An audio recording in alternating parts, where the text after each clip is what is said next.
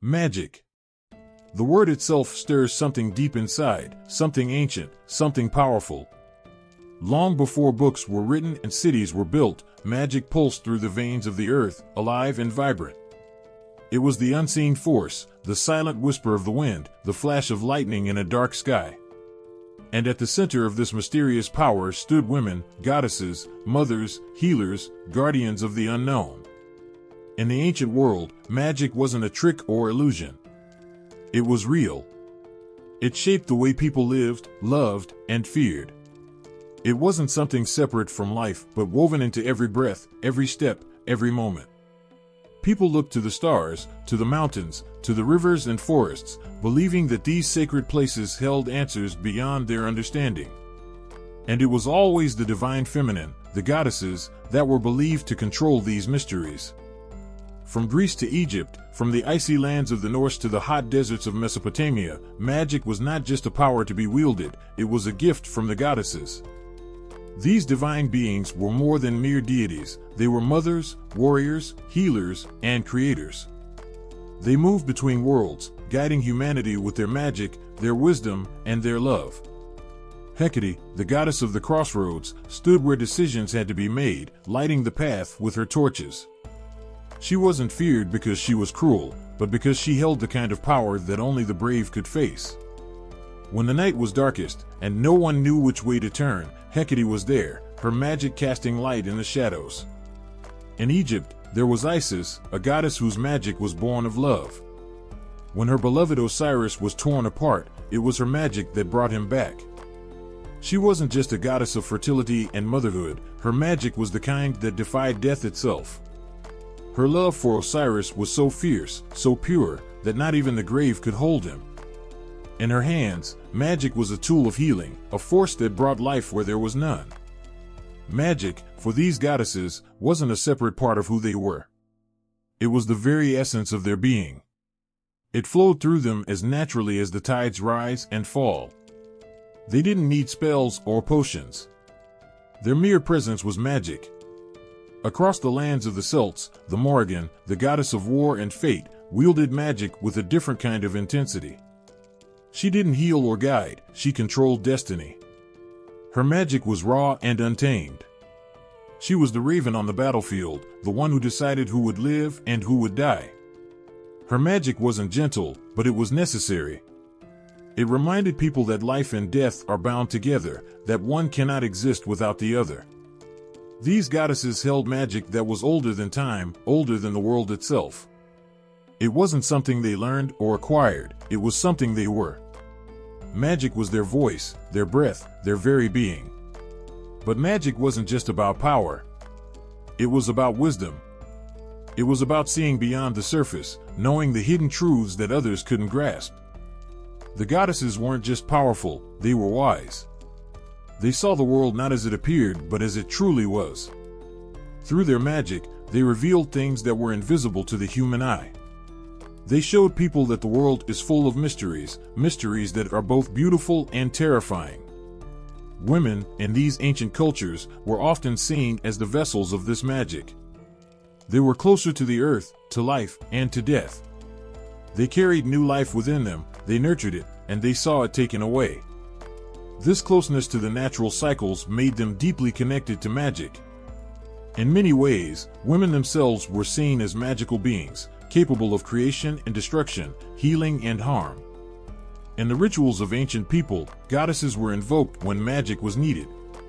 Whether it was for a good harvest, safe childbirth, or protection in battle, these divine women were called upon to lend their strength and wisdom. Their power wasn't limited to the supernatural, it was present in everyday life, in the cooking of food, the sowing of seeds, the lighting of a fire. Every simple act had a touch of the magical, a connection to the divine feminine. There was a quiet reverence for these goddesses, a recognition that magic was not something to be taken lightly. It wasn't just about spells and incantations, it was about understanding the delicate balance of the world. The goddesses knew this balance. They walked the line between light and dark, life and death, joy and sorrow. Their magic came from this balance, from understanding that the world is full of opposites that must coexist. And so, the ancient people turned to these goddesses, not just for protection or power, but for wisdom. They sought guidance from those who could see beyond the ordinary, from those who understood the mysteries of life and death. In the presence of these goddesses, there was awe, fear, and love. Their magic was both comforting and unsettling, a reminder that the world is far more than what can be seen or touched. The connection between magic and the divine feminine was one of the heart. It wasn't just about rituals and spells, it was about love, protection, and care. It was about the nurturing power of the goddesses, who watched over humanity like a mother watches over her child. Their magic was a force of nature, unstoppable yet tender, fierce yet gentle. Magic was not just a symbol of power for these goddesses, it was a symbol of wisdom, of the deep, ancient knowledge that only they possessed. It was the knowledge that life is fragile, that love is powerful, and that there are forces in this world that cannot be explained or controlled. The goddesses understood this. Their magic was not just something they used, it was something they were. This was the magic of the divine feminine, a magic that transcended time, a magic that lived in every breath, every heartbeat. It was the magic of the earth, the sky, and the stars, and it flowed through the goddesses like a river, endless and eternal. In the darkest hour of the night, when the moon is high and the world falls silent, there's a presence that lingers at the crossroads. A flicker of torchlight, a whisper in the air. It's Hecate, the goddess who walks between worlds, holding power over the things most people fear: death, witchcraft, the unknown. She is the shadow that stands at the edge of our vision, the one who sees all, knows all, but says little. Her silence speaks louder than words ever could. Hecate wasn't always part of the well-known pantheon of Greek gods. Her origins are older, more mysterious. She comes from a time when gods were not yet fixed in stories, a time when the line between gods and spirits was thin. Some say she hails from Thrace, others claim she's a daughter of the Titans, the ancient forces that ruled before Zeus. What's certain is that Hecate belongs to the spaces in between, the crossroads, the thresholds, the places where decisions must be made. And it's here, in these liminal spaces, that her power thrives. At the crossroads, Hecate stands with her torches, lighting the way for those who are lost or unsure. But her light is not like the warmth of the sun or the gentle glow of a hearth. It's sharper, revealing what people would rather not see, the choices that lie before them, the truths that have been hidden. The crossroads are a place of fate, where one must decide which path to take, and Hecate is always there, silent and watchful, waiting. Her connection to the underworld is equally chilling. Hecate is one of the few who can move freely between the world of the living and the world of the dead. She is both a guide and a guardian, protecting the souls that travel to the underworld, but also holding sway over the spirits of the dead. When Persephone, the queen of the underworld, descends each year, Hecate walks beside her, lighting her way with her torches. Hecate isn't just a figure of death, she understands it, controls it, moves through it like no other. There is no fear in her, only the knowledge that death is as natural as life. In ancient Greece, Hecate's name was whispered in rituals and magical rites. She was invoked by those who sought power beyond the mortal realm. Her magic was not for the faint-hearted. It was the magic of transformation, of calling on forces that lie hidden beneath the surface of the world. In the dead of night, witches would call to Hecate, knowing that she alone could guide them through the darkness. She was the protector of those who practiced magic, the one who granted them the ability to see beyond the veil of the everyday and tap into something far greater. In these rites, offerings were made at the crossroads: honey, garlic, eggs, and black dogs, all sacred to her. The people knew that the crossroads were not just a place of physical crossing, but a place where the spiritual and the physical worlds touched. Hecate's influence over these spaces made her indispensable to those seeking guidance from the other side. She wasn't just a goddess of magic, she was magic itself. Her power, though dark, was never evil. In ancient Greece, darkness wasn't something to fear, it was simply the other side of light, necessary and natural. Hecate stood as a reminder that the unknown, the unseen, and the hidden forces of the world weren't to be feared, but respected. Her power came from the balance between light and dark, life and death, known and unknown. To call on Hecate was to acknowledge that some things are beyond human understanding, and that's okay. But Hecate's influence didn't end in ancient times. Her presence continues to be felt in modern witchcraft. She has become a symbol for those who walk their own path, for those who are not afraid to look into the darkness and find their own way. In today's world, Hecate represents independence, strength, and the courage to face what others might run from. Witches and practitioners still call upon her, knowing that her power transcends time, that she understands the magic of both the past and the present. Hecate's torches still burn in modern rituals, a guiding light for those seeking wisdom or protection. Her association with witchcraft has only grown stronger, as she is seen as a guardian of those who practice the craft. She is invoked in spells for protection, in rites of divination, and in ceremonies that honor the cycles of life and death. To modern witches, Hecate is not a distant figure of the past, but a living presence, a force of nature that continues to guide and protect. In her, they find not just a goddess of magic, but a friend in the darkness. Hecate's enduring power comes from her ability to walk with those who stand at the edge of the unknown. She doesn't offer easy answers or quick solutions, but she offers light, a chance to see the truth, no matter how difficult or frightening it might be. Hecate's magic is not just about spells or rituals, it's about the wisdom to see beyond the surface, the strength to face what lies ahead, and the courage to make hard choices. She teaches that darkness is not something to fear, but something to understand. Through her, magic becomes a tool of transformation, a way to navigate the uncertain, the unseen, and the unknown. In every shadow, in every crossroads, in every moment where a choice must be made, Hecate is there. She stands, silent and powerful, with her torches lit, waiting. She offers no comfort, no assurance, but only the light to see the path. It's up to us to walk it. In the heart of ancient Egypt, beneath the shadow of towering pyramids, there lived a story that held the power to change the course of life and death. It was the story of Isis, the goddess whose magic was born from love so fierce, it defied the grave itself. To the people who worshipped her, Isis was more than just a goddess, she was a mother, a healer, a protector, and a savior. Her magic was not about control or dominance, but about compassion, healing, and the power of love. The story of Isis begins with her and Osiris, her beloved husband. Together, they ruled Egypt, bringing peace and prosperity to their people. But peace is often fragile. Osiris' jealous brother, Set, sought to destroy him. Set's betrayal was brutal. He killed Osiris and scattered his body parts across the land. It seemed that Osiris was lost forever, his spirit trapped in the underworld, never to return. But Isis refused to accept this. She was not a goddess who bowed to fate. She searched every corner of Egypt, tirelessly gathering the pieces of her husband's broken body. Her tears fell into the Nile, and with each tear, her determination grew stronger. Through her magic and her love, she reassembled Osiris, giving him new life. Isis didn't just heal his body, she resurrected him, pulling him from the jaws of death. It wasn't power for the sake of power, it was love that fueled her magic. She brought Osiris back because her heart couldn't bear the loss, and her magic responded to the depth of her emotions. Isis was more than a wife, she was a mother, and her magic was just as potent in this role.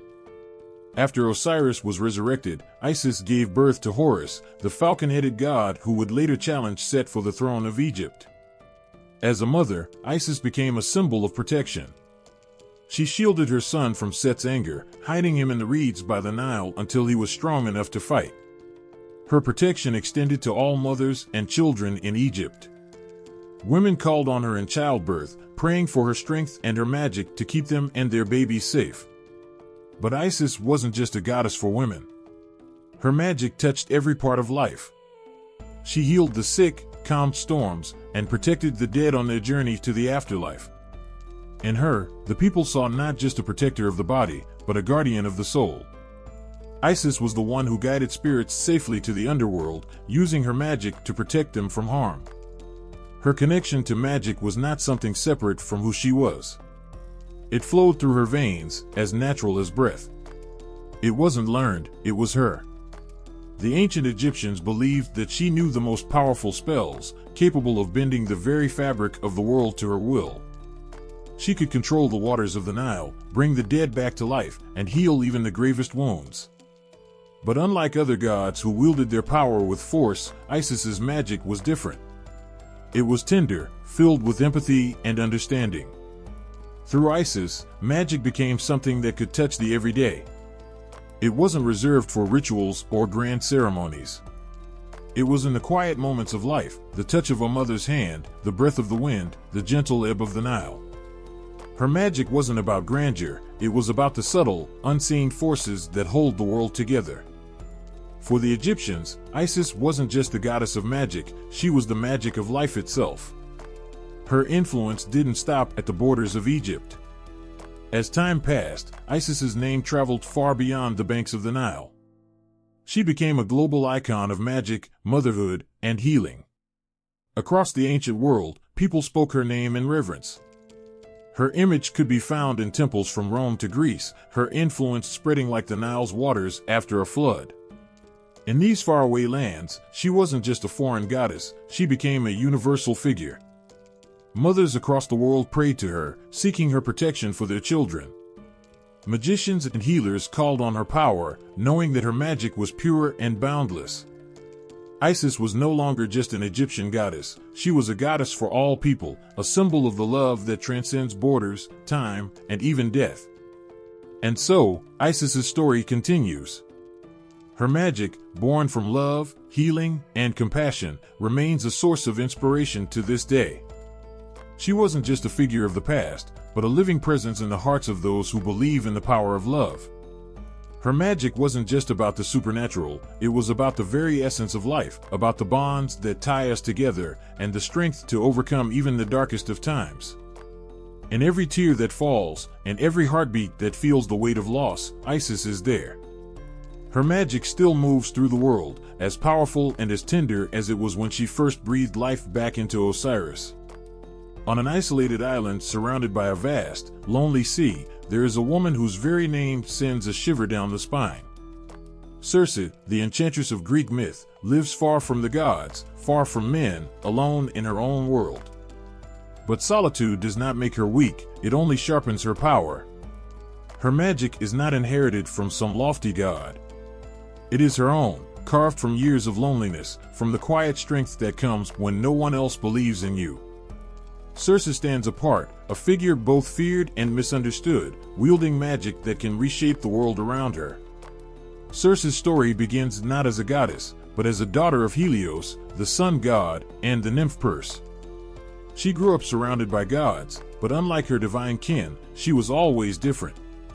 The gods, with their glittering power and indifference to mortals, saw her as lesser. In their eyes, she was not worth attention. But it was this very dismissal that drove Circe to discover her own power. She found it in the quiet corners of the world, in herbs and potions, and chants whispered to the wind. Her magic didn't come from thunderbolts or grand displays of strength.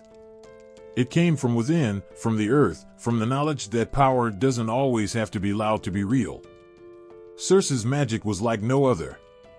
With a single touch, she could transform the world around her. Animals bent to her will, men fell to their knees, and those who underestimated her found themselves forever changed.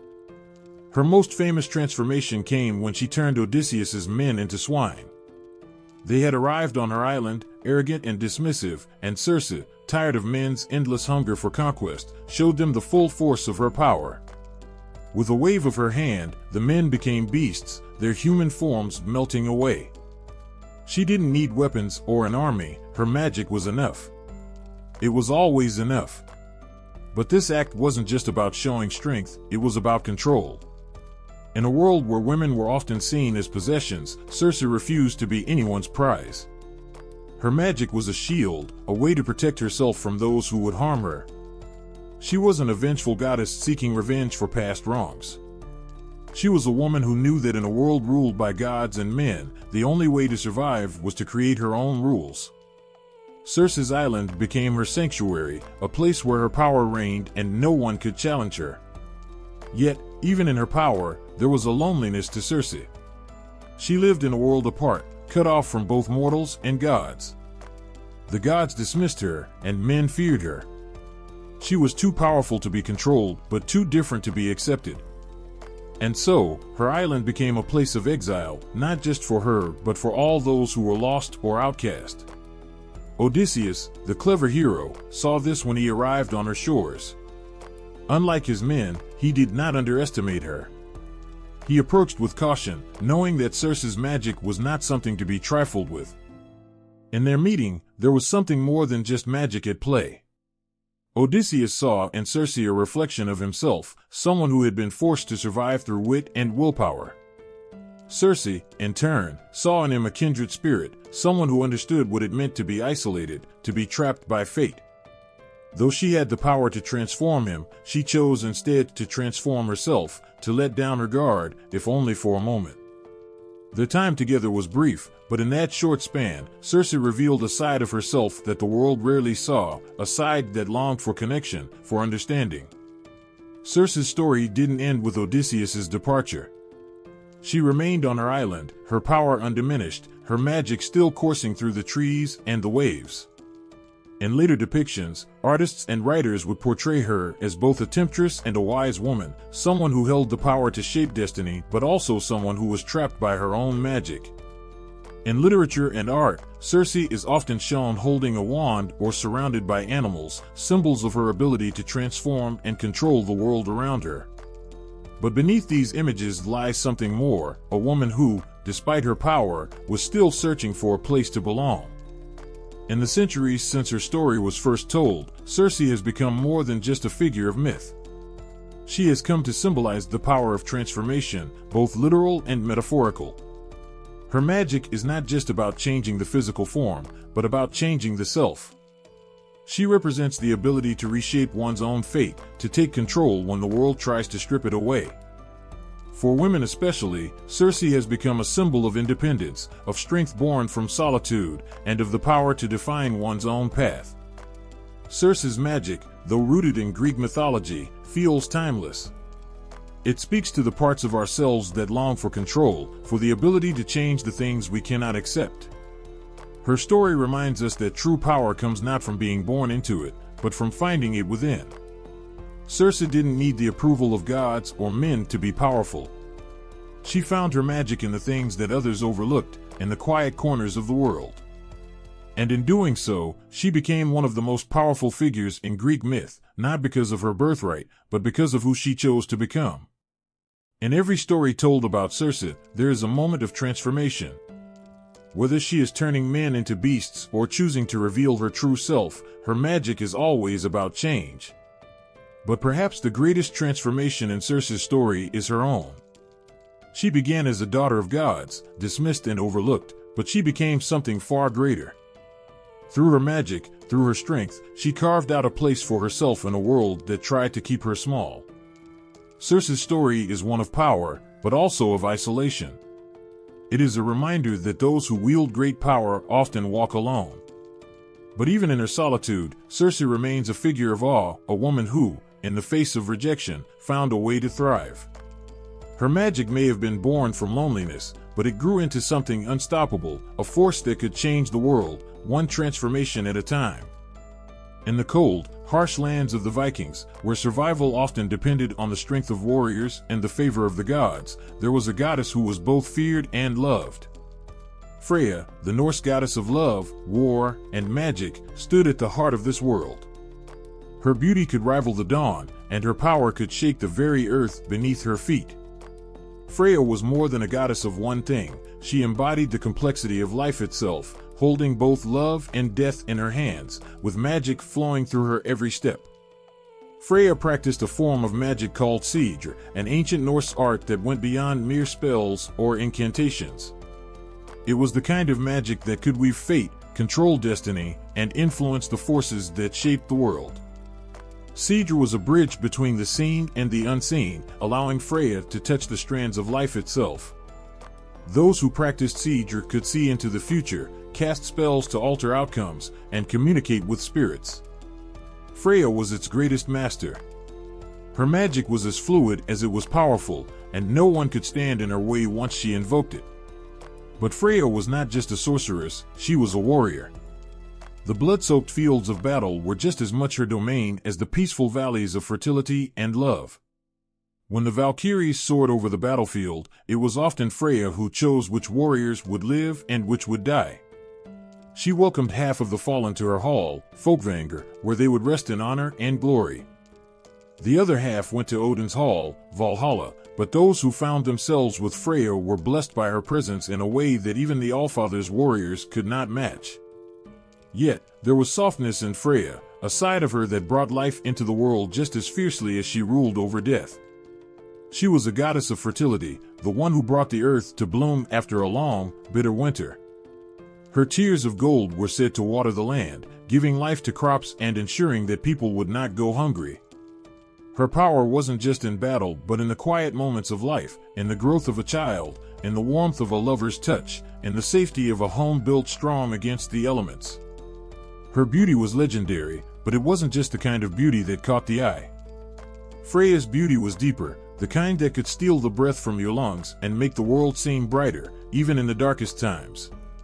Her presence was said to make flowers bloom, and when she walked, the very earth seemed to stir beneath her feet. But it was a beauty laced with power, for Freya was not a goddess who could be tamed or claimed. Many gods sought her hand, many tried to win her favor, but Freya was always her own. She chose when to love, when to fight, and when to call upon her magic.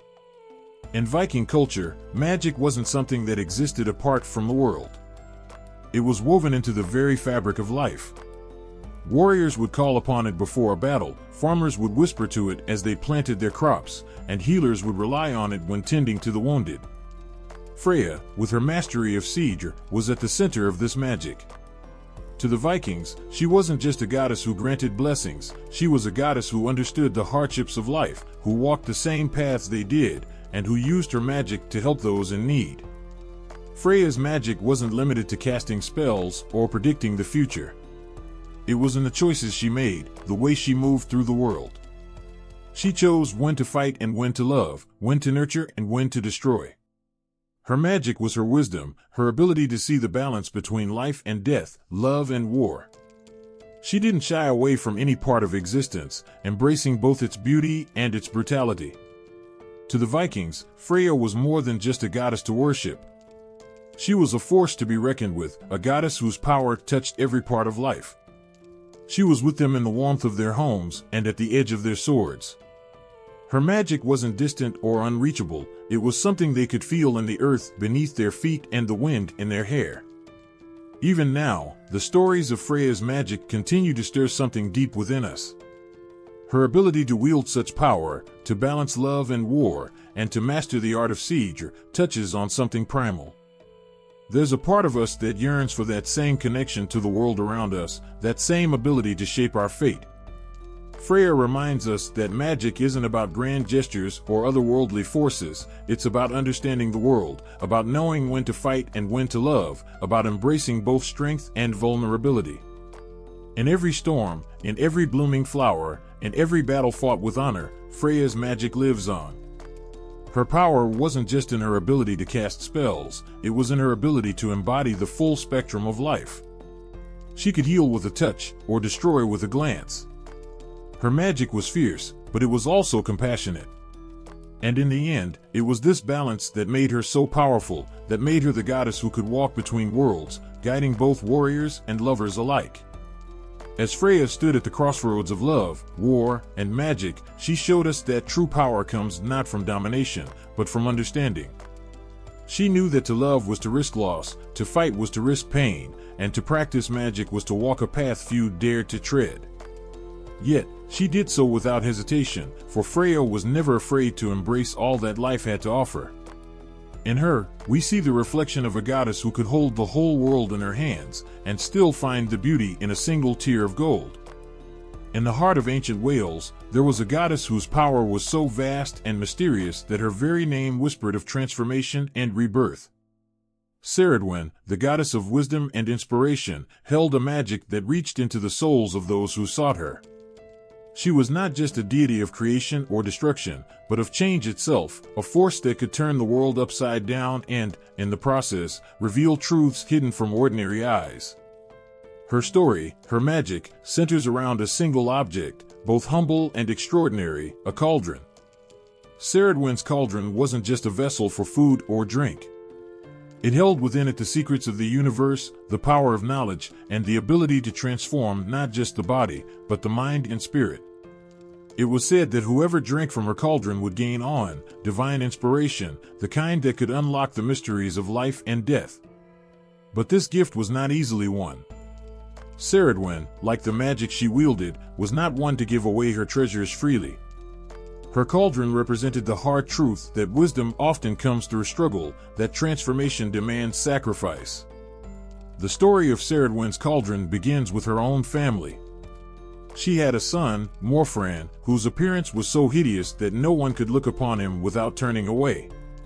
Ceridwen, heartbroken by the thought of her son's rejection, decided to brew a potion in her magical cauldron that would grant him boundless wisdom and the beauty of spirit to overcome his outward appearance. The potion required a year and a day to brew, and Ceridwen entrusted a young boy named Gwayan Bok to tend the cauldron during this time. For a year and a day, the potion bubbled and steamed, a powerful mixture that held the potential to transform Morfran's fate.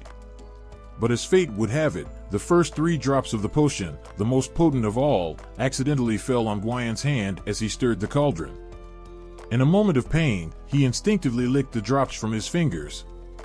In that instant, the magic flooded him, wisdom, knowledge, and the understanding of things far beyond his mortal comprehension. He became aware of Ceridwen's power and knew that she would be furious. And furious she was. Ceridwen, realizing what had happened, chased Gwayan across the land, her anger fierce and her determination unstoppable. But Gwayan, now filled with the magic of the cauldron, had gained the power of transformation. He shifted into a hare and fled, but Ceridwen became a greyhound, relentless in her pursuit. He transformed into a fish and swam through the rivers, but Ceridwen turned into an otter and followed. Gwayan became a bird, soaring through the skies, but Ceridwen became a hawk, her sharp talons reaching for him. Finally, in a moment of desperation, Gwayan turned into a single grain of corn, hiding among many in a field.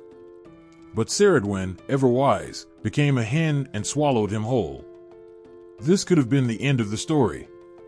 But Ceridwen, the goddess of transformation, knew that endings were just new beginnings. From the grain of corn, she became pregnant, and 9 months later, she gave birth to a boy, Taliesin, who would become one of the greatest poets and wisest figures in Welsh mythology. It was as if Ceridwen's power had come full circle. What began as a quest for wisdom for her son, Morfran, ended in the birth of Taliesin, a child who would carry the very essence of inspiration within him. Ceridwen's story isn't just about a mother's love or revenge, it's about the cycles of transformation that we all go through. Just as Gwayan became Taliesin, the old self must sometimes be consumed, reborn into something entirely new. Ceridwen's magic isn't easy or gentle, it demands change, and with change often comes pain. But through that pain comes wisdom, the kind of wisdom that cannot be taught but must be lived. In Celtic magic, transformation and knowledge go hand in hand. Ceridwen's cauldron symbolizes the process of alchemy, not just in the physical sense, but in the emotional and spiritual sense as well. Her cauldron is the crucible in which raw potential is refined, where ordinary ingredients become something extraordinary through the fires of time and intention. The cauldron doesn't just transform what is put into it, it transforms those who seek it. To drink from Ceridwen's cauldron is to confront the self, to face one's own limitations, and to emerge changed, wiser, and more whole. But the cauldron also holds a deeper meaning. It represents the womb, the source of all life, where new beginnings are nurtured and brought forth. Ceridwen, as the goddess of rebirth, understands the cyclical nature of existence. Life, death, and rebirth are all part of the same journey. There can be no true wisdom without first experiencing the death of the old self, the shedding of what no longer serves, so that something new can take its place. Ceridwen's magic teaches us that transformation is inevitable and that wisdom comes from embracing this process, no matter how difficult it may be. Her power extends beyond the physical world. Ceridwen's influence touches the mind and the heart. She is the muse who inspires poets and artists, the goddess who breathes life into ideas and dreams. To call upon Ceridwen is to ask for insight, for the ability to see beyond the surface of things and to understand the deeper truths that lie beneath. Her cauldron, like her magic, is both a gift and a challenge. It offers the promise of knowledge, but demands that one be willing to be transformed by it. Ceridwen's magic was not meant to be easy. It was meant to change the world, one soul at a time. In her story, we see the power of transformation not as something to fear, but as something to embrace. Just as the cauldron turns base ingredients into something magical, so too does Ceridwen's magic transform the ordinary into the extraordinary. She is a reminder that wisdom is not something that is given, it is something that must be earned through the fires of experience. To stand before Ceridwen's cauldron is to stand on the edge of transformation, knowing that once you take that step, there is no going back. But with that step comes the promise of rebirth, of becoming something greater than you ever thought possible. And in that moment, when the old self falls away and the new self emerges, you can feel Ceridwen's magic in every fiber of your being, alive, powerful, and full of endless potential. In the darkest, most mysterious corners of the forest, where the trees whisper secrets and shadows seem to move on their own, there lives a figure both feared and revered. Baba Yaga, the ancient crone of Slavic folklore, is a name spoken in hushed tones by those who know of her. She is not easily understood, nor is she predictable. To some, she is a terrifying witch, ready to devour those who wander too close to her strange house. To others, she is a guide, a keeper of ancient wisdom, who can help you if you dare to seek her out. But to everyone, Baba Yaga is a force, a reminder that power, especially magical power, is not always kind or gentle. Baba Yaga's house is unlike anything else in the world. It stands on giant chicken legs, always moving, always restless. It can turn in any direction, following the whims of its mistress. To enter Baba Yaga's domain, one must speak the right words, but even then, there are no guarantees of safety. Her house is filled with bones, a reminder of the countless souls who came before, unprepared for what they would find. Yet, there is something almost magnetic about her presence. Those who seek her out are often in desperate need of something only she can provide, even if the price is steep. Baba Yaga's nature is impossible to pin down.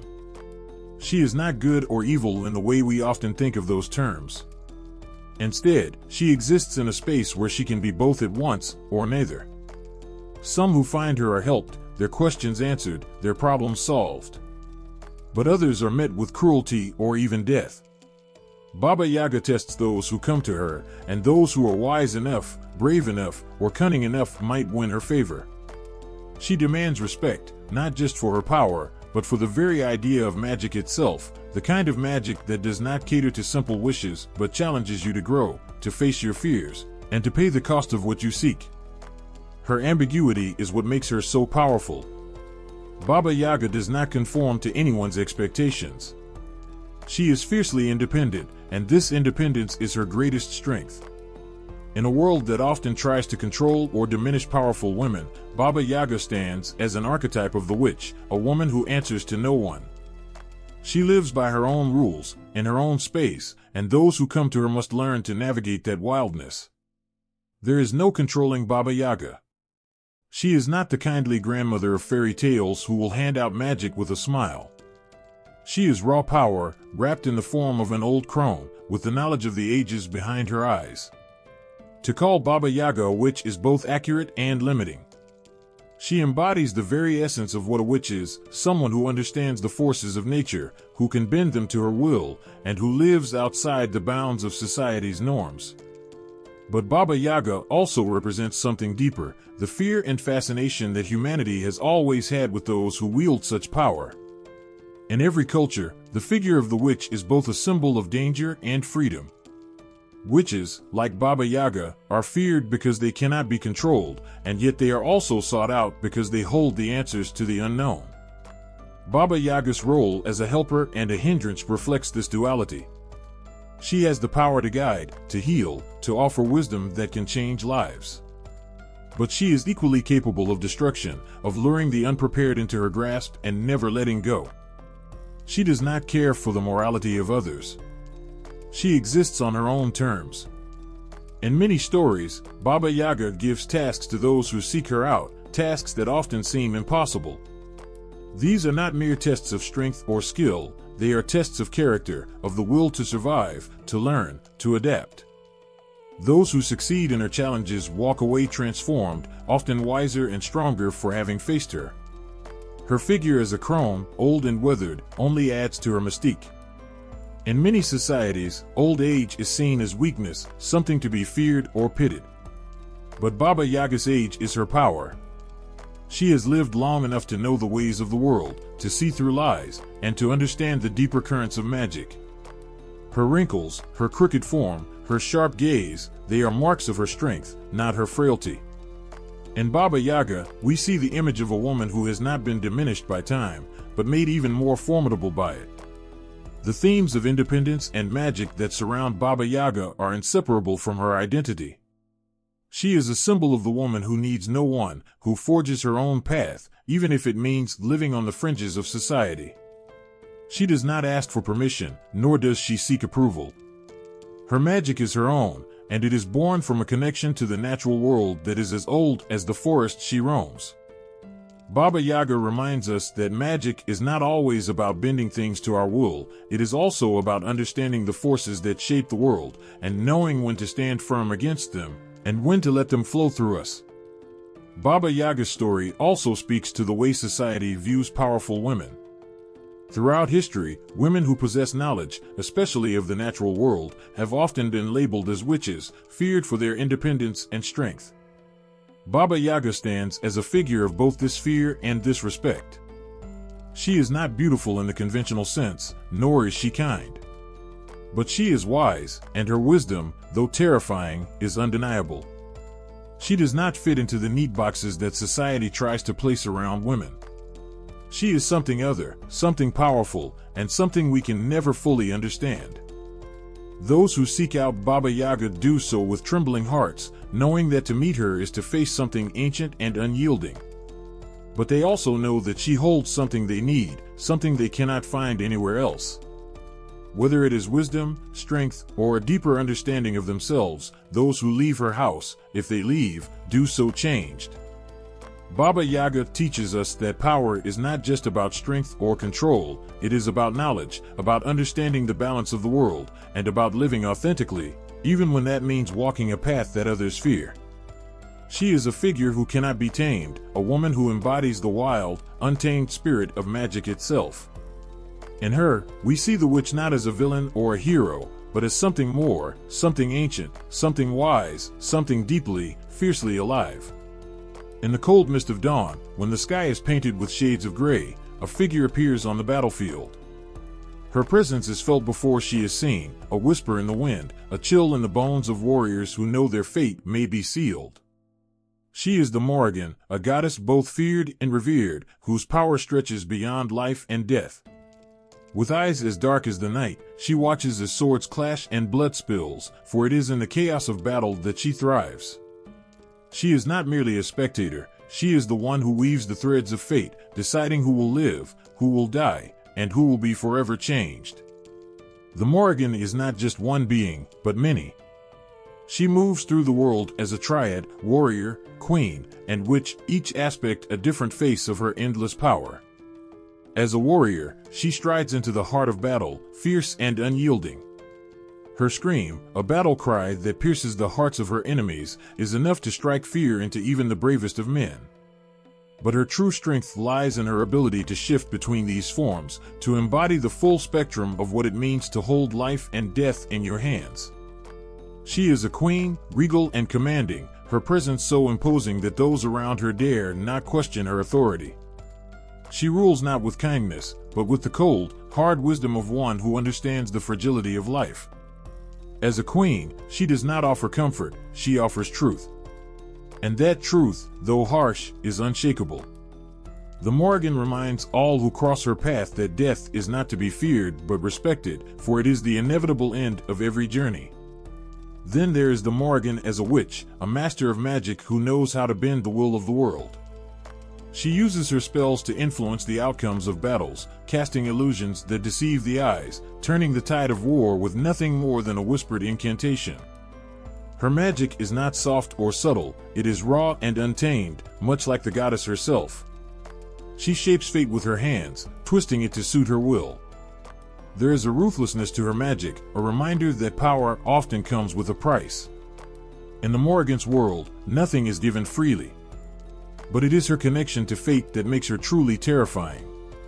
She is not merely a goddess who watches the unfolding of life, she is the force that drives it. In her hands, destiny is a tool, and she wields it with precision. It is said that she can foresee the future, that her visions of death are not prophecies but promises. When the Morrigan speaks of a warrior's end, there is no hope of escape. Her words are final, her will absolute. To be marked by the Morrigan is to be claimed by death itself, and no amount of bravery or skill can change what she has foreseen. She is often seen on the battlefield in the form of a crow, her black feathers a shadow against the blood-stained earth. The sight of her circling overhead is enough to cause even the most hardened warriors to falter, for they know that where the Morrigan flies, death is never far behind. Yet, there is also something strangely beautiful about her presence, a reminder of the natural cycle of life and death. The Morrigan does not kill out of malice, she kills because it is her nature. She is the embodiment of life's end, the force that ensures that nothing remains forever. In her, there is a brutal honesty that cannot be ignored. In Celtic mythology, the Morrigan is not just a goddess of war, she is a goddess of transformation. She shifts shapes, moves between worlds, and dances on the edge of life and death. Her presence in a battle is not just about the physical fight, but about the spiritual and emotional struggle that every warrior faces.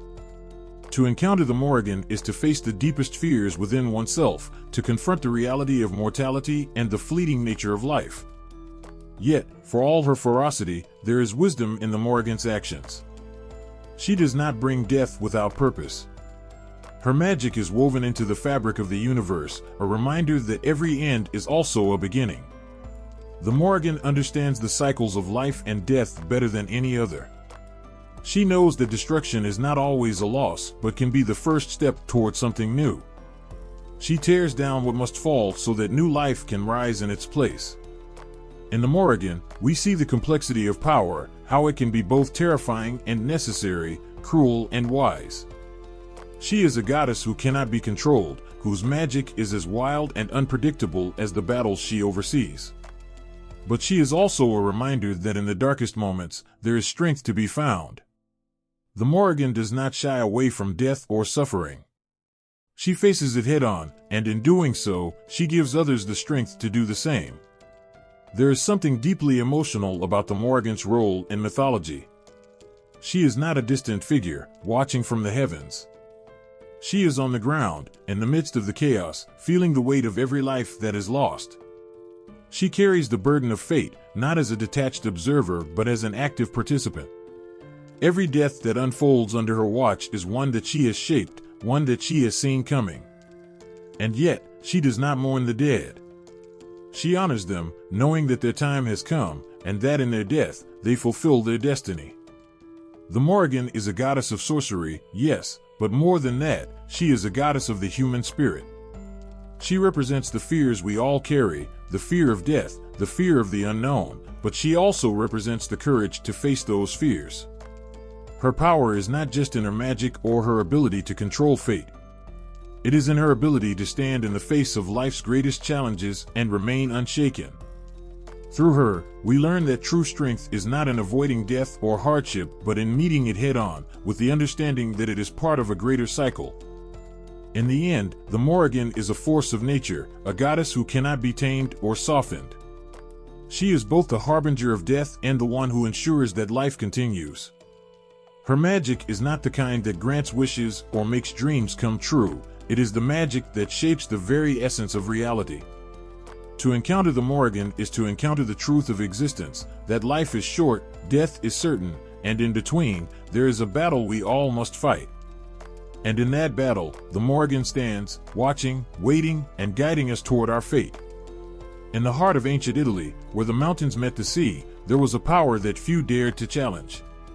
It was not the force of kings or warriors, but something more mysterious, more primal.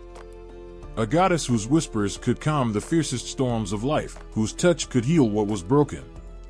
She was Angisha, the snake goddess of the Oscan people, and her magic flowed through the veins of the earth itself. Angisha's name carried the weight of something ancient, something wild. Her connection to snakes, those creatures that slithered silently in the underbrush, made her both feared and revered.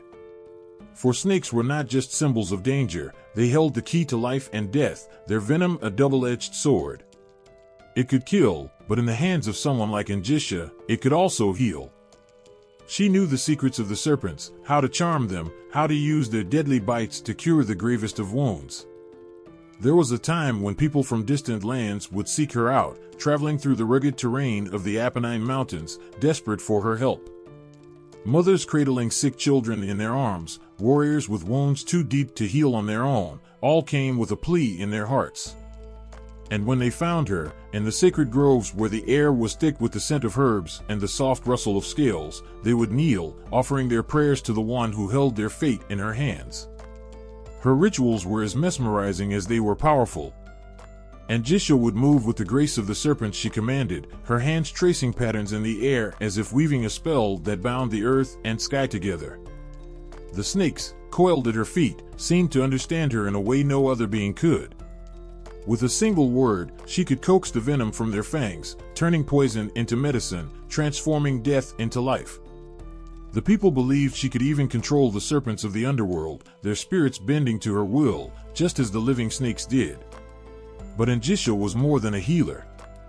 She was the guardian of life's delicate balance. She knew that healing did not just mean curing sickness. It was about restoring the harmony that had been broken, whether by disease, injury, or the forces of nature. Her magic ran through the herbs that grew in the forest, the waters that flowed from the mountains. She understood the rhythm of the world, and she used that knowledge to bring peace where there was pain.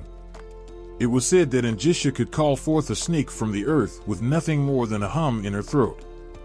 The sound would send vibrations through the ground, and from the dark soil, a snake would emerge, its eyes glistening, its body moving as if it were part of the earth itself. And in that moment, those who witnessed it knew they were in the presence of something divine, something that could not be explained by mere words. For the Oscan people, Angisha was not just a goddess of magic, but a protector, a mother to all who sought her help. She did not ask for grand sacrifices or elaborate offerings. All she required was faith, the belief that through her, the impossible could become possible. And when that faith was given, she never turned away. She would lay her hands on the sick, her fingers cool and steady, and they would feel the warmth of life returning to their bodies. The pain would ebb, the fever would break, and in that moment, they would know they had been touched by the divine. Her role as a healer extended beyond the physical. Angisha understood that the soul could be wounded just as deeply as the body. For those who carried the weight of grief, whose hearts were heavy with loss, she offered solace. Her presence alone was a comfort, like a soft breeze on a hot summer's day. She would sit with them, saying little, but in her silence, there was a deep understanding. And somehow, in that quiet, they would find the strength to carry on. Angisha's magic was not just in what she did, but in what she represented. She was the embodiment of hope, of the belief that no matter how dark things became, there was always a way forward. Her rituals, her connection to the earth and the snakes, were symbols of transformation. Just as a snake sheds its skin to grow anew, so too could the people who sought her help shed their pain, their sickness, and emerge stronger on the other side. As time went on, Angisha's influence spread beyond the Oscan people. Her name became known in distant lands, her powers whispered about in awe. Even as cultures changed, as new gods and goddesses rose to power, Angisha remained. Her magic was timeless, rooted in the ancient connection between life, death, and rebirth. She was not bound by the whims of men or the rise and fall of empires. She existed in the spaces between, and the quiet moments when the world held its breath. To this day, the image of Angisha lingers in the collective memory of those who believe in the power of healing, the power of nature, the power of transformation. Her snakes, coiled and watchful, still symbolize that delicate balance between life and death, reminding us that sometimes, the things we fear the most hold the key to our survival. Angisha was more than a goddess. She was a symbol of the resilience of the human spirit, a reminder that even in our darkest moments, there is always the possibility of renewal. Her magic was not about grand gestures or miracles that defied explanation. It was about the quiet, steady work of healing, the kind that comes from understanding the world around us and using that knowledge to bring about change. In the presence of Angisha, there was no room for doubt, no space for fear. There was only the certainty that, with time and care, all things could be healed. And for those who placed their trust in her, that knowledge was more powerful than any magic spell. It was a lifeline, a promise that no matter how hopeless things might seem, healing was always within reach. In the shadows of ancient Mesopotamia, where the night held its breath and the stars seemed to whisper secrets, there lived a figure both feared and revered. Her name was Lilith, and she was not like the other deities who walked in the light of day. Lilith was the embodiment of darkness, a sorceress whose very presence could send chills down the spine of the bravest soul. Lilith was more than a mere demoness. She was a force of nature, a goddess of sorcery who wielded her power with a fierce independence that defied the norms of her time. Her legend began in the Fertile Crescent of Mesopotamia, where she was seen as a figure of both danger and allure. She was said to dwell in the wilderness, a creature of the night with eyes that glowed like the moon's pale light. Her very existence was a challenge to the established order, an assertion of freedom and strength. In Mesopotamian myth, Lilith was closely associated with the night. She was not just a deity of darkness, but a force of primal energy that thrived under the cover of the stars. It was said that she roamed the deserts and forests, a solitary figure who reveled in the freedom of the night. Her magic was both feared and admired, for it had the power to influence the hidden forces of the world. In the quiet hours before dawn, when the world was shrouded in darkness, Lilith's magic was at its strongest, weaving spells that could bend reality to her will. But Lilith's power was not limited to the mystical alone. She was also a symbol of sexuality and independence, embodying the untamed aspects of human nature. Her presence was a reminder that desire and freedom were not to be controlled or suppressed, but embraced. In a world that sought to define and restrict, Lilith stood as a beacon of what it meant to be truly free. Her sexuality was not a source of shame, but a celebration of the divine feminine, an assertion of her right to choose her own path. Her role as a sorceress was equally powerful. Lilith's magic was not the kind that could be easily understood or contained. It was wild and untamed, like the night itself. She had the ability to cast spells that could protect or curse, heal or harm. Her powers were deeply connected to the natural world, and she was said to have a special bond with the animals of the night, creatures that moved silently through the darkness. To call upon Lilith was to summon the raw, unfiltered forces of nature, to ask for her aid in a way that required both respect and fear. Over time, Lilith's image evolved. From her origins in Mesopotamian mythology, where she was seen as a dark and enigmatic figure, she began to appear in Jewish folklore. There, she was portrayed as a demoness, a tempter of men and a symbol of all that was considered dangerous and immoral. Her story took on a more sinister tone, and she became associated with nightmares and the suffering of newborn children. Yet even in these darker interpretations, there was a hint of the power and independence that defined her. In modern witchcraft traditions, Lilith has found a new voice. She is celebrated as a figure of empowerment, a symbol of resistance against the forces that seek to control or diminish. Her image as a dark sorceress has been reinterpreted as a call to embrace one's true self, to reject societal norms that seek to constrain. For many, Lilith represents the strength to stand alone, to challenge the expectations placed upon them, and to embrace their own power. Lilith's evolution from ancient myth to modern icon reveals a profound truth: the struggle for freedom and self-expression is timeless. Her story speaks to the universal desire to break free from limitations, to live in a way that is true to oneself. Whether she is seen as a demoness, a goddess, or a symbol of resistance, Lilith remains a powerful reminder of the strength that comes from embracing one's true nature. Her legacy is a testament to the enduring power of independence and the courage to defy the constraints of the world. In the shadows of ancient Greek mythology, where stories of gods and mortals intertwine, there exists a figure whose name evokes both awe and sorrow. Medea, the granddaughter of the sun god Helios, was not just a witch of great power but a woman whose life was marked by profound tragedy and fierce vengeance. Medea's identity was bound to the sun's golden fire, and her lineage granted her magical abilities that were as radiant and fearsome as the sun itself. Her power was not just a gift, it was a legacy, passed down from her divine grandfather. She was a sorceress of extraordinary skill, known for her mastery in potion making and enchantment. Her potions were said to possess the power to heal or harm, to grant eternal youth or bring about a painful death. To witness her craft was to see magic in its purest, most potent form. Her skills in enchantment were equally remarkable.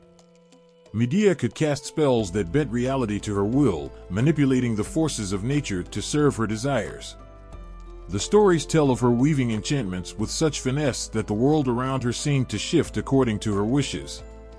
Her magic was not merely an art but an extension of her will, a way of shaping her destiny in a world that sought to control her. But Medea's story is not just one of power and skill, it is a tale of heartbreak and fury. Her life was intertwined with that of Jason, the hero of the Argonauts. When Jason came to her seeking aid to win the Golden Fleece, Medea fell deeply in love with him. Her love was all-consuming, driving her to perform acts of magic that defied belief. She betrayed her own family, used her powers to help Jason, and together they embarked on a journey that seemed destined for greatness. Yet, the brightness of Medea's love was overshadowed by betrayal. Jason, who had once been the center of her world, abandoned her for another woman. This act of treachery shattered Medea's heart and ignited a rage that would lead her down a dark path. Her response to Jason's betrayal was as swift as it was devastating. Medea's magic, once a source of wonder, now became a tool of revenge. In a moment of unparalleled sorrow and anger, Medea crafted a potion that would bring about unimaginable pain. She used her skills to enchant a robe, which she sent to Jason's new bride. When the robe touched her skin, it burst into flames, a fiery blaze that consumed her in a grotesque spectacle of suffering. The flames that had once been a symbol of Medea's divine heritage now signified her wrath. But Medea's revenge did not end with Jason's new bride. In the aftermath of her act of vengeance, Medea faced the greatest tragedy of all, the loss of her own children. In a fit of despair and rage, she turned her fury against the very being she had once loved most dearly. Her act of killing her children was both a punishment to Jason and a manifestation of her own unbearable grief. It was an act that haunted her soul, a dark echo of the love and pain that had defined her life. Medea's story is a powerful testament to the complexity of human emotions and the destructive potential of betrayal. Her magical skills, while awe-inspiring, were also the instruments of her deepest sorrow. In her quest for revenge, she became a figure of tragedy, a symbol of the devastating effects of love turned to rage. Through the lens of her tragic tale, Medea's life reveals the painful intersection of love, power, and loss. Her magic, once a force of creation, became a force of destruction, embodying the raw, untamed emotions that drove her actions. Medea's story is a poignant reminder of the ways in which power can be both a blessing and a curse, and how the quest for vengeance can lead to one's own downfall. In the end, Medea's legend endures not just because of her magical prowess, but because of the depth of her humanity.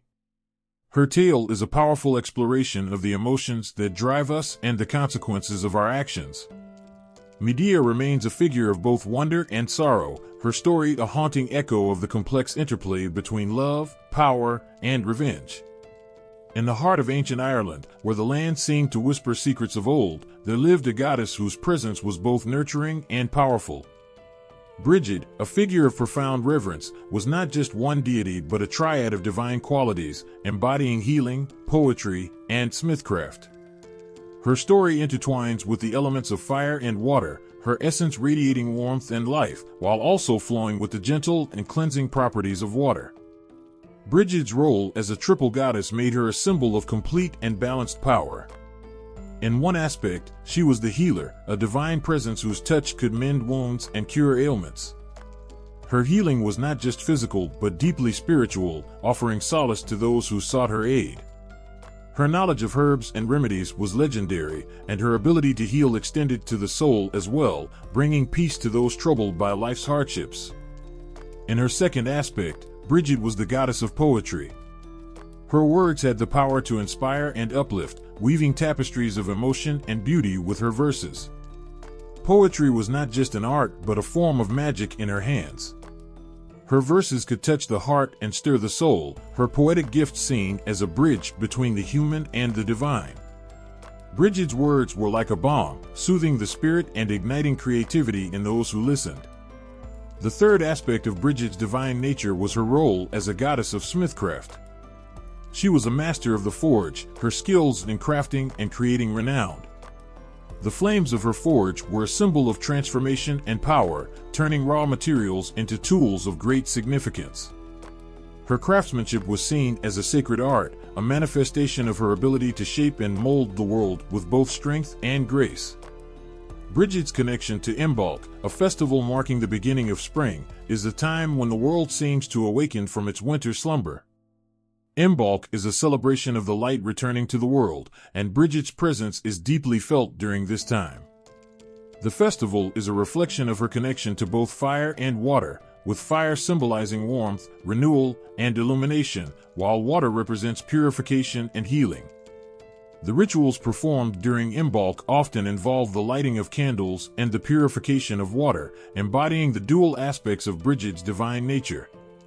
Her ability to blend the qualities of fire and water is what made Brigid such a unique and powerful goddess. Fire, with its fierce and consuming nature, represented her strength, passion, and creativity. It was through fire that she transformed materials and provided light and warmth to the world. Water, on the other hand, symbolized her nurturing and healing aspects, offering sustenance and cleansing. The harmony between these elements reflected the balance within Brigid herself, making her a deity of profound and multifaceted power. As centuries passed, Brigid's presence did not fade but transformed, blending with new beliefs and practices. With the arrival of Christianity in Ireland, Brigid's essence was woven into the fabric of the new faith. She became associated with Saint Brigid, a figure revered for her charitable works and miracles. The merging of her pagan identity with Christian traditions allowed Brigid to continue as a symbol of compassion and healing, her legacy enduring through the ages. The festivals and rituals honoring her adapted to the changing times, yet the core of her divine nature remained a source of inspiration and reverence. Brigid's story is a testament to the enduring power of her divine essence, a reflection of the balance and harmony she brought to the world. Her legacy, spanning from the ancient fires of her forge to the gentle flow of her healing waters, continues to resonate with those who seek the comfort of her presence. In both her pagan and Christian forms, Brigid remains a powerful symbol of healing, creativity, and transformation, her influence touching the lives of countless individuals across the ages. In the ancient lands of Mesopotamia, where the rivers flowed with legends and the skies were painted with the myths of gods and goddesses, one deity stood out with a captivating duality.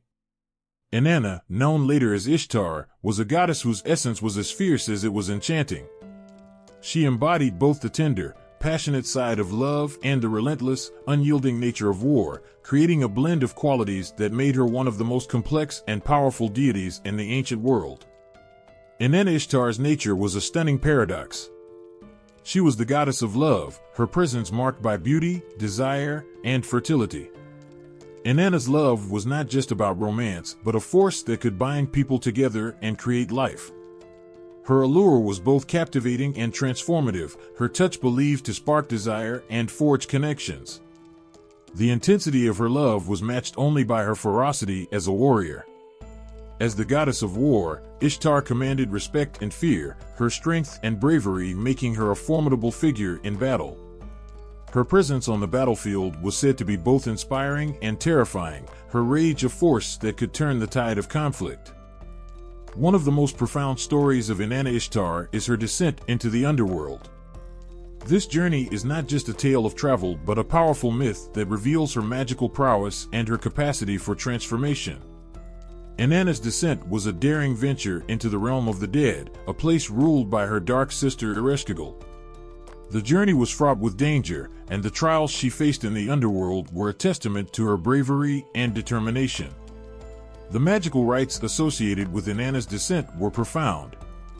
To enter the underworld, Inanna had to pass through 7 gates, each one demanding a sacrifice of her divine adornments. With each gate, she shed a part of her identity until she stood before her sister in a state of vulnerability. This act of stripping away her outer layers symbolized a profound transformation, a shedding of her earthly power to face the depths of the underworld.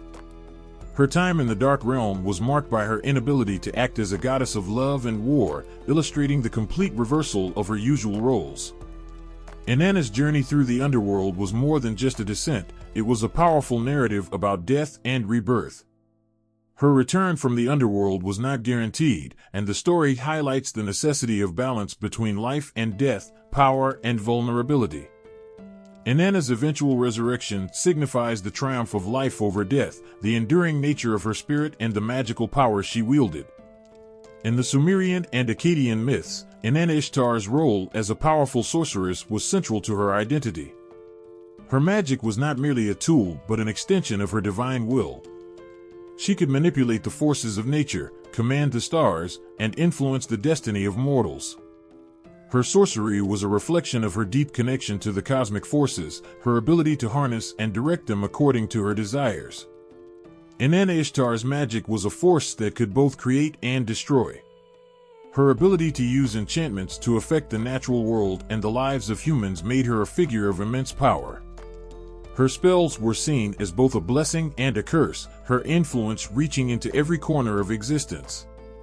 The complexity of her magic mirrored the complexity of her dual nature, a blend of love and war, creation and destruction.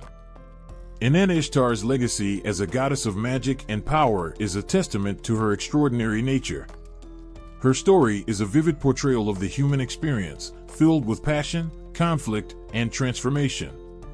The tales of her love and war, her journey to the underworld, and her magical abilities reflect the depth and breadth of her influence. Inanna Ishtar remains a powerful symbol of the dualities within us all, embodying the intricate dance between strength and vulnerability, life and death. Her myths continue to captivate and inspire, reminding us of the profound power and complexity that lie at the heart of the divine. In the rugged landscapes of Scotland, where the mountains loom high and the winds howl through ancient forests, there exists a figure whose presence commands both respect and awe. The Hecate, an ancient hag of Scottish magic, is a powerful and enigmatic goddess whose essence embodies the harsh, yet beautiful, aspects of winter. Her story is woven into the very fabric of the land, her influence as enduring as the snow-covered peaks and icy streams that define her domain. The Hecate is not merely a weather goddess but the very embodiment of winter itself. When she arrives, the world is transformed into a realm of frost and chill. Her presence is felt in the biting wind, the heavy snowfall, and the frozen earth. She is both feared and revered, her icy touch bringing a stark beauty to the landscape. Her arrival signals the deep, contemplative time of winter, a season of rest and reflection, where the world slows down under her cold embrace. Her association with the mountains and wilderness is profound. The Hecate is often depicted as a giantess whose power shapes the very peaks and valleys of the Scottish Highlands. Her influence extends to the untamed places, where the wild creatures roam and the ancient forests whisper secrets of old. She is the guardian of these wild spaces, her presence a reminder of the raw, untamed power of nature. The mountains themselves are seen as her resting place, their rugged forms a reflection of her own formidable strength. The Hecale's connection to ancient magical rites is equally significant. In the folklore of Scotland, she is known as a keeper of ancient wisdom and magical knowledge. The rituals associated with her are deeply rooted in the cycles of nature, her magic intertwined with the changing seasons. These rites often involve the use of natural elements, stones, herbs, and the very earth itself, as symbols of her power. Her magic is not just about transformation but about maintaining the balance of the natural world, ensuring that the cycle of life continues with each season. In Celtic and Scottish folklore, the crone is a powerful symbol. She represents the wisdom of age, the deep knowledge that comes from a life lived fully. The Cailleach, as a crone, embodies this archetype with grace and authority. Her role is not just to bring winter but to teach and guide through the harsh lessons of the season. She is a figure of profound strength and resilience, her wisdom drawn from the harshness of her domain. Her presence reminds us of the beauty in the harsh and the value of patience and endurance. The symbolism of the crone in folklore is multifaceted. She is often seen as a wise old woman whose knowledge and experience are invaluable. The Cailleach, with her commanding presence, represents the wisdom that comes with age and the respect that is due to those who have lived through many seasons. Her role is to remind us that life is a cycle, and each season has its place and purpose. In the cold and darkness of winter, there is a promise of renewal and growth to come. The Cailleach's influence extends beyond the realm of mythology into the very landscape and weather patterns of Scotland. Her story is a reflection of the land itself, with its rugged beauty and harsh conditions. Her presence is a reminder of the power and majesty of nature, a force that shapes and defines the world. The tales of the Cailleach are a tribute to the ancient connection between people and the natural world, a connection that remains as strong today as it was in the past. Her legacy is a testament to the enduring power of folklore and the deep respect for the natural world that it represents. The Cailleach's role as the embodiment of winter, her association with the mountains and wilderness, and her connection to ancient magical rites make her a figure of immense significance. Her story continues to resonate, a reminder of the beauty and power of the natural world, and the wisdom that can be found in its harshest and most unyielding forms. In the heart of the ancient Aztec world, where the vibrant culture of gods and goddesses shaped daily life, there was one deity whose presence was both profound and unsettling. Tlazolteotl, the Aztec goddess of witchcraft and purification, held a dual role that made her a figure of intense power and deep significance. Her influence reached into the very core of human experience, touching on themes of sin and redemption with a complexity that resonates across time. Tlazolteotl was uniquely connected to both sin and purification. In her role as the goddess of filth and impurity, she was deeply associated with the darker aspects of human nature. She was believed to embody the sins of lust, vice, and corruption, reflecting the struggles and transgressions of the human soul. Her association with these aspects of life made her a powerful and fearsome deity, her presence a reminder of the shadows that lurk within every heart. Yet, Tlazolteotl was not merely a figure of darkness. Her dual nature also encompassed the capacity for absolution and purification. She was seen as a purifying force, capable of cleansing both individuals and communities from their sins and impurities. Her power to transform and redeem was as potent as her role in embodying vice. This duality made her a figure of profound significance, representing the cycle of sin and redemption that is a central theme in the human experience. The rituals dedicated to Tlazolteotl were an essential part of Aztec society. These ceremonies were intense and deeply symbolic, reflecting her dual nature as both a bringer of impurity and a purifying force. Offerings to Tlazolteotl often involved acts of confession and repentance, where individuals would lay bare their sins and seek her forgiveness. This act of confession was not merely a verbal declaration but a deeply emotional and spiritual process, intended to cleanse the soul and restore balance. In addition to these rites of purification, Tlazolteotl was also honored through more elaborate rituals that reflected her connection to witchcraft and the mystical arts. Her role as a goddess of magic was celebrated through ceremonies that invoked her power to transform and heal. These rituals were often shrouded in mystery, involving sacred chants, dances, and the use of magical objects. The intensity of these ceremonies spoke to the deep reverence and fear that Tlazolteotl inspired, her power to both corrupt and purify acknowledged through these elaborate practices. Tlazolteotl's influence extended beyond the ritualistic and symbolic. Her presence in the Aztec pantheon served as a constant reminder of the complex nature of human existence. She represented the intertwined aspects of sin and virtue, the ever-present struggle between darkness and light. Her worshippers understood her as a deity who could both challenge and redeem them, her power a force that shaped their lives in profound and often dramatic ways. The emotional impact of Tlazolteotl's story is felt through the vivid contrast between her roles. Her association with sin and impurity evokes a sense of fear and reverence, reflecting the inner turmoil and struggles of the human soul.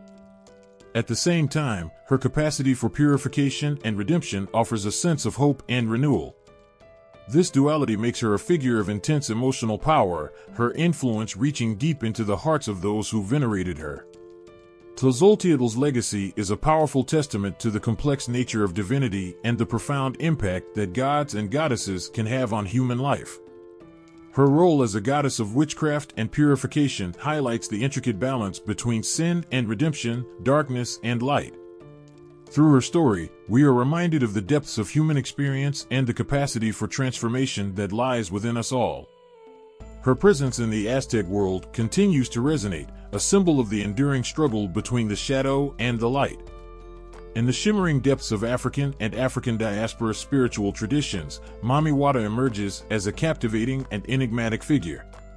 Known as the goddess of water and magic, she holds a place of profound reverence and awe. Her presence is felt in the rippling waters, the flow of rivers, and the mysterious allure of the ocean, where her influence weaves through the very fabric of spiritual and cultural life. Mami Wata's role extends far beyond the surface of the waters. She is deeply connected to wealth, fertility, and the occult, embodying the power to grant abundance and blessings. Her watery domain is a symbol of life-giving forces and hidden treasures. People turn to her seeking not just material prosperity, but also the fruits of spiritual enrichment. Her connection to fertility makes her a vital figure in rituals and prayers for family and prosperity, touching the lives of those who revere her with a promise of growth and abundance. In many cultures, Mami Wata is depicted as a strikingly beautiful woman with a serpentine lower body, her allure both mesmerizing and dangerous. This image captures the essence of her dual nature, enchanting yet unpredictable, nurturing yet formidable. Her beauty is not just physical, but also a reflection of the deep and mysterious forces she controls. Those who seek her favor are drawn to her with both reverence and caution, aware of the profound power she wields. The magical practices dedicated to Mami Wata are as varied as the cultures that honor her. In West African traditions, ceremonies often take place near water bodies, rivers, lakes, and the sea, where offerings are made and prayers are spoken. These rituals involve intricate dances, songs, and symbolic gestures that reflect her deep connection to the water and its mystical properties. Devotees may present her with gifts of food, precious items, or even animals, seeking her blessings and protection. In the African diaspora, Mami Wata's worship continues to thrive in vibrant forms, including in the Caribbean and the Americas. Her influence is felt in practices such as Vodou and Santeria, where she is often associated with powerful spirits and deities. Her presence is woven into the fabric of these spiritual practices, her role as a goddess of magic and abundance reflected in the ceremonies and rites performed in her honor. The emotional resonance of Mami Wata's story lies in the depth of her power and the profound respect she commands. Her role in guiding and shaping the lives of her followers reflects a deep and abiding belief in the connection between the physical and spiritual worlds. To call upon Mami Wata is to reach out to a force that embodies the mysteries of life itself, her influence a reminder of the hidden depths of existence and the potential for transformation and renewal. Her worship is also a testament to the enduring connection between humanity and the natural world. The rituals dedicated to Mami Wata are not just acts of devotion, but also expressions of a profound relationship with the environment. By honoring her, people affirm their respect for the waters and the life they sustain, acknowledging the vital role that these elements play in their spiritual and everyday lives. Mami Wata's legacy is a powerful reflection of the ways in which divine figures shape and are shaped by the cultures that revere them.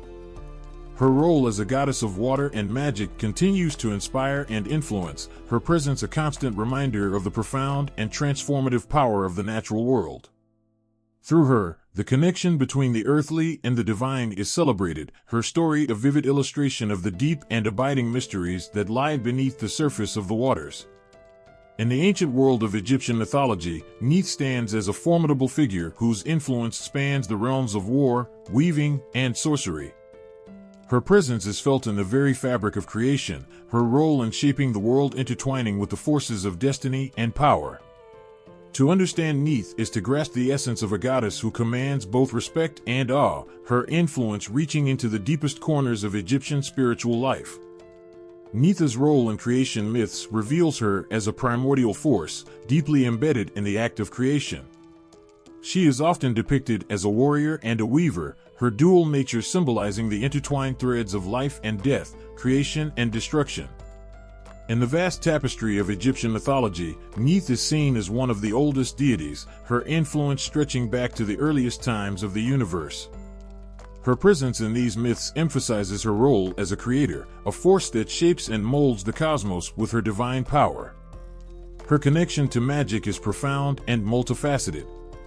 Neith was believed to possess the ability to weave spells and control fate, her magical skills essential in the weaving of the cosmic order. This weaving is not just a literal act but a symbolic one, representing the delicate and intricate balance of the universe. Through her magic, Neith held the threads of fate in her hands, guiding the destinies of gods and mortals alike. Her power to control these threads made her a central figure in the understanding of how the universe functions, her influence extending over the forces that shape existence itself. The interplay between war, wisdom, and magic in Neith's worship is a testament to her complex and multifaceted nature. As a goddess of war, she is both a fierce protector and a strategic leader, her presence commanding respect on the battlefield. Her wisdom, derived from her magical prowess, guided not only warriors but also rulers and sages. The combination of her martial skills with her mystical abilities created a deity who was as feared as she was revered. This blend of qualities made her a figure of immense power, her worship reflecting a deep appreciation for the balance between strength and intellect. Neith's influence extends beyond the realms of mythology into the rituals and practices of ancient Egypt. Her temples were places of great significance, where priests and priestesses would invoke her power through elaborate ceremonies and offerings. These rituals were designed to honor her dual aspects, her role in creation and her ability to influence the outcomes of battles and the destinies of individuals.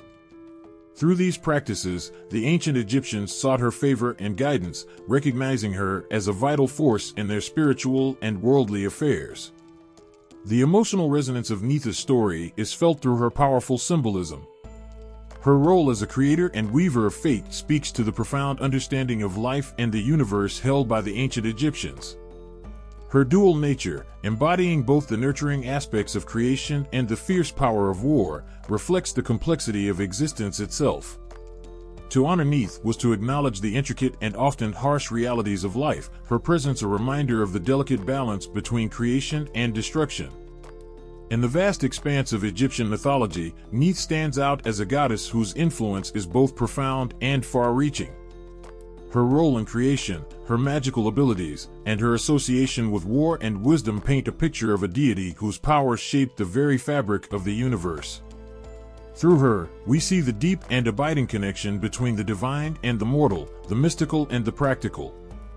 Neith's legacy continues to resonate, a testament to the enduring power of the ancient gods and their influence on the lives of those who revered them.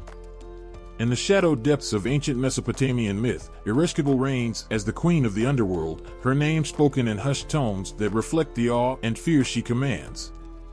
Her realm, a place of darkness and mystery, is both feared and respected. Ereshkigal's dominion over death is a profound aspect of her identity, a role that intertwines with the very essence of existence itself. As the ruler of the underworld, Ereshkigal presides over the final resting place of souls, a realm that is as inevitable as it is enigmatic. Her presence is a reminder of the inevitable end that awaits all living beings, her rule marking the boundary between life and death. In the cold, shadowy corridors of her domain, Ereshkigal maintains the balance between the living and the dead, ensuring that the flow of souls remains undisturbed.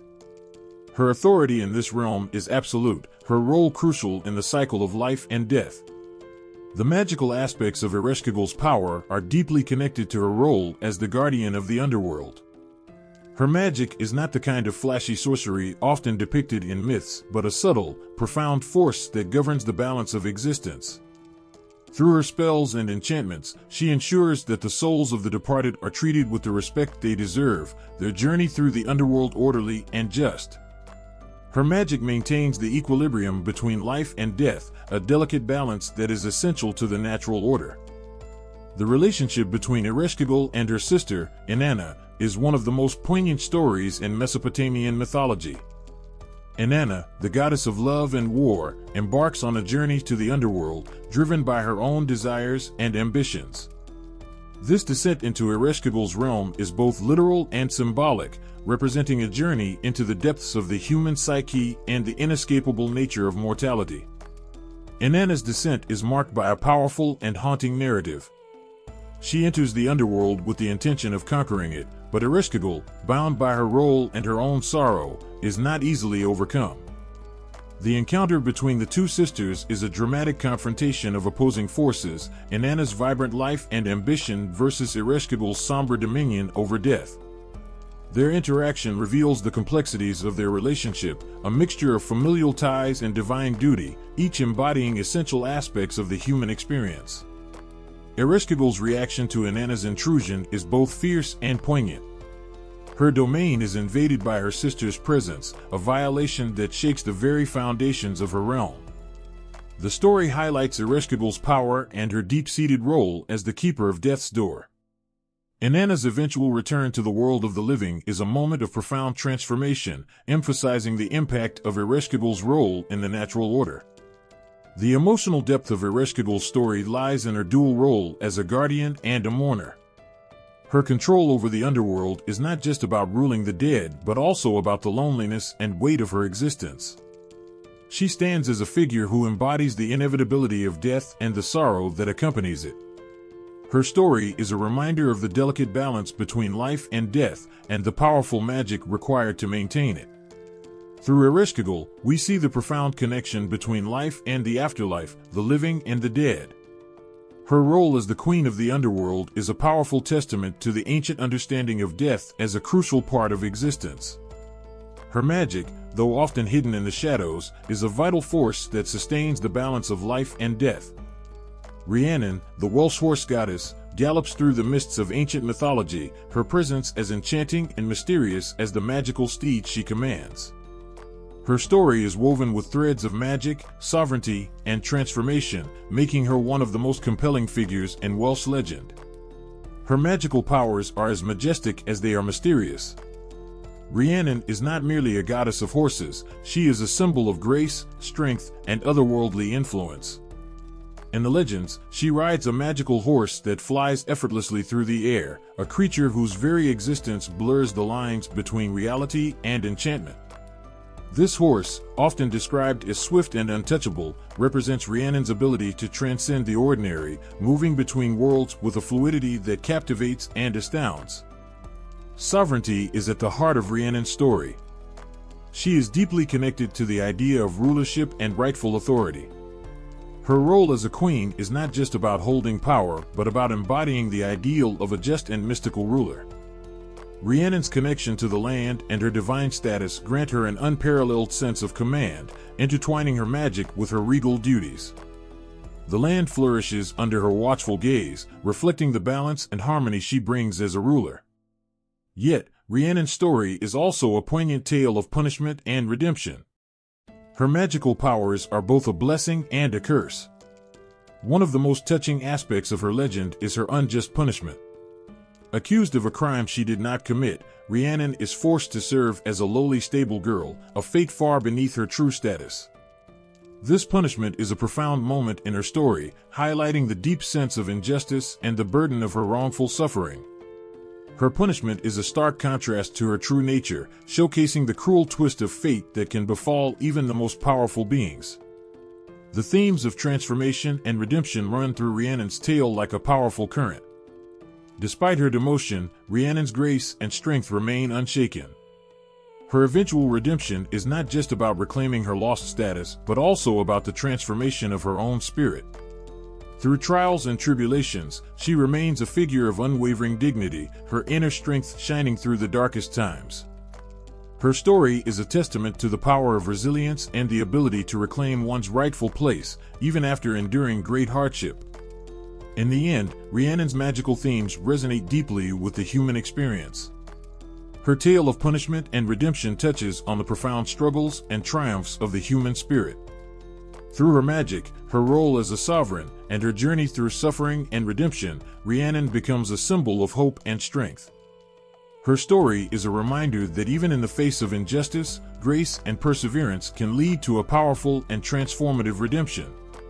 In the tapestry of human history, the goddesses of magic stand out like shimmering threads, weaving together stories of power, grace, and the divine feminine. Their presence transcends time and culture, echoing through the ages with a resonance that continues to stir the heart and soul. These goddesses, from Hecate to Rhiannon, embody the profound connection between magic and femininity. Their stories reveal a world where the mystical and the mundane intertwine, showcasing how magic is not just an ancient practice, but a deep-seated part of human experience. Each goddess carries a unique aspect of magic, be it Hecate's dominion over the crossroads and the underworld, Isis's role in healing and resurrection, or Freya's mastery over siege, the Norse form of magic. Their powers are not merely about casting spells or performing rituals, they represent a deeper understanding of the universe and a profound connection to the unseen forces that shape our lives. The legacy of these goddesses has not faded with time. In modern spirituality and popular culture, their influence remains vibrant and powerful. The resurgence of interest in ancient practices, from Wicca to contemporary witchcraft, reflects a growing desire to reconnect with these ancient symbols of magic and power. The goddesses' attributes are celebrated and revered, offering modern practitioners a link to their rich, mystical heritage. In literature, film, and art, these divine figures often emerge as symbols of strength, wisdom, and the magic that resides within every person. They inspire a new generation to explore the depths of their own spiritual and magical potential. The continued influence of ancient magic in today's world is a testament to its timeless power. The rituals, symbols, and stories of these goddesses continue to resonate with people seeking meaning and connection in their lives. Whether through the revival of old traditions or the creation of new practices, the essence of these magical beings remains ever present. Their stories remind us of the enduring power of the feminine divine, a force that transcends the boundaries of time and culture. As we reflect on the common themes of magic, power, and femininity, we see how these goddesses represent more than just ancient myths. They are symbols of the profound, unshakable force that lies at the heart of human existence. Their tales remind us of the magic that exists in the world and within ourselves, a magic that is ever present, waiting to be embraced and celebrated.